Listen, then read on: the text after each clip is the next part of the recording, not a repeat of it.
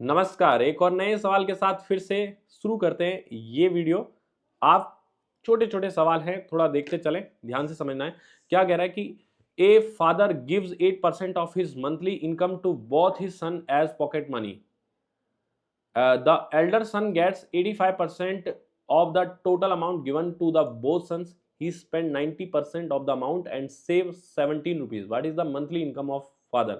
एक पिता अपनी मासिक आय का 8% अपने दोनों बेटों को पॉकेट मनी के रूप में देता। 8% तो दे दिया, 100 में से जैसे 8 रुपए दे दिया हूं, और बड़े बेटे को दोनों बेटों को दी गई कुल राशि का 85% दिया जाता है। बड़े बेटे को दोनों बेटों को दी गई कुल राशि का 85% दिया जाता है और वह राशि का 90% खर्च कर देता है और 17 रुपए बचाता है। मतलब 90% खर्च करके वो 10% बचा रहा होगा। तो पिता की मासिक आय बताओ कितना है।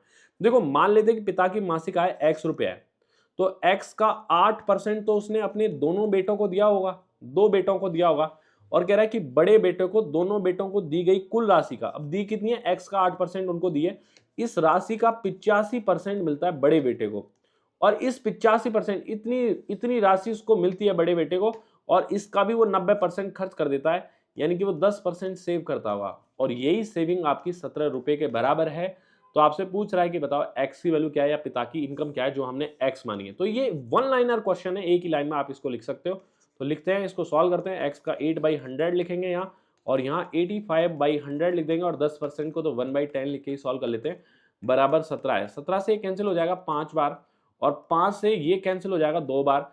ध्यान देना, 8 से 1000 काट सकते हो आप, 2 जीरो इनके साथ में, तो ये 125 बार कट जाता है 1000। तो 125 का डबल 250 के साथ में एक जीरो लगेगी, तो 250 के साथ में एक जीरो लगेगी, तो 2500 वैल्यू निकल के आ जाएगी एक्स की। यही हमारा आंसर होगा। चलिए देखते हैं क्या हमने सही किया है। बिल्कुल यही हमारा आंसर है।